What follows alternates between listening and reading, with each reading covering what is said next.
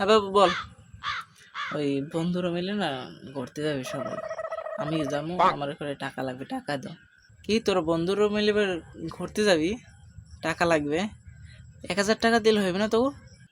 হ্যাঁ এটুকু দিলে হইবে, তাহলে ঘুরতে যা।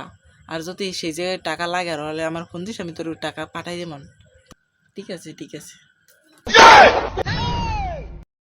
আম্মা কি ওই বন্ধুরা মিলে না কক্সবাজার যাইবে, আমিও যাবো, আমার করে টাকা দাও, আমার করে টাকা লাগবে। ওই মামা মামা মামা, তোর বয়সে আমি তো কোন সময় বই তুই বাইরেই নেমনি, সামনে পরীক্ষা। তোর বয়সে এমন বয়সে আমি লেখাপড়া করছি, ঘোরাফেরা করি, তুই এই বয়সে কক্সবাজার